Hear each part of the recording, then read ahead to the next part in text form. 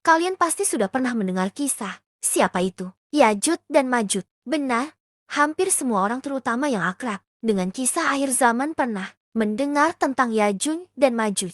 Nama mereka selalu muncul sebagai simbol ketakutan, kerusakan besar, dan tanda bahwa dunia sedang berada di ambang kehancuran. Dalam kisah-kisah agama, Yajud dan Majud digambarkan sebagai kaum yang sangat banyak jumlahnya, tak terkendali, dan gemar merusak. Mereka pernah dikurung di balik pembatas besar yang dibangun oleh Zulkarnain, dan akan dilepaskan menjelang kiamat sebagai ujian terakhir bagi manusia. Namun yang sering luput dari perenungan adalah ini. Ketika kita membayangkan Yajud dan Majud sebagai mereka yang mengerikan, kita jarang bercermin pada diri kita sendiri. Karena jika ciri-ciri mereka adalah merusak bumi tanpa rasa bersalah, menumpahkan darah demi kepentingan, rakus, serakah, dan tak peduli akibat, menolak kebenaran meski tahu itu benar. Lalu, apa bedanya dengan manusia perusak hari ini? Hutan dibabat habis, laut diracuni, sesama manusia saling menindas, kebenaran dibungkam oleh kekuasaan, dan semua itu sering dilakukan dengan sadar bahkan dibenarkan.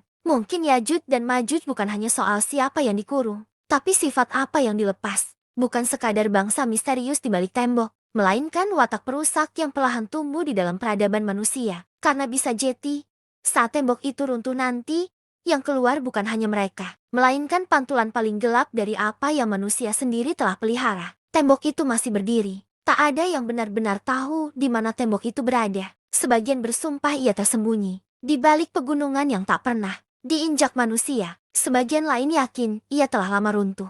Hanya saja dunia terlalu sibuk untuk menyadarinya. Namun para ulama sepakat pada satu hal. Yajud dan Majuj ada, dan waktu mereka akan tiba. Suatu malam, ada seorang pemuda berdiri di tepi kota, menatap gedung-gedung tinggi yang lampunya menyala seperti bintang palsu. Dari kejauhan terdengar suara mesin, kendaraan, dan teriakan manusia ramai, bising, tak pernah berhenti. Dunia tanpa hidup, tapi hatinya berkata sebaliknya. Ia teringat ayat yang sering dibacakan ayahnya dulu, tentang kaum yang akan keluar dari setiap penjuru, berlari turun dari tempat tinggi, memenuhi bumi seperti banjir yang tak bisa dibendung, dan telah dekat janji yang benar. Pemuda itu menunduk. Apa benar mereka sudah dekat? Gumamnya, ia melihat layar ponsel. Berita perang. Anak-anak mati kelaparan. Hutan terbakar.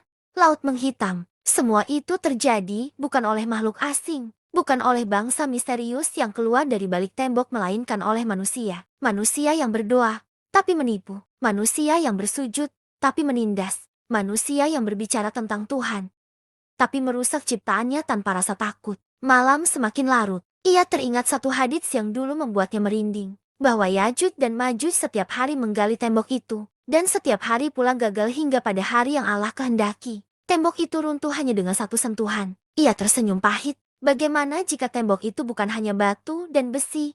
Bisiknya. Bagaimana jika tembok itu adalah batas moral manusia? Dan bukankah batas itu kini semakin tipis? Di tempat lain, seorang penguasa tertawa di balik meja emasnya. Seorang pedagang mencampur timbangan dengan dusta. Seorang anak kehilangan iman karena dunia terlalu kejam. Tidak ada raungan monster. Tidak ada pasukan asing. Hanya keputusan-keputusan kecil yang salah diulang, diwariskan, dan dinormalisasi. Jika Yajud dan Majud dikenal sebagai kaum perusak, maka dunia hari ini telah memberi mereka panggung yang sempurna. Namun pemuda itu juga ingat satu hal lain yang jarang dibicarakan orang. Bahwa sebelum mereka dilepaskan, masih ada kesempatan bertobat. Masih ada manusia yang menjaga iman meski dunia runtuh. Masih ada doa yang diam-diam menahan murka langit. Ia mengangkat tangannya pelan. Ya Allah, ucapnya lirih. Jika tembok itu masih ada, jagalah ia. Dan jika yang tersisa hanyalah tembok di hati kami, maka kuatkan iman kami sebelum semuanya runtuh. Angin malam berhembus dingin. Langit tetap gelap.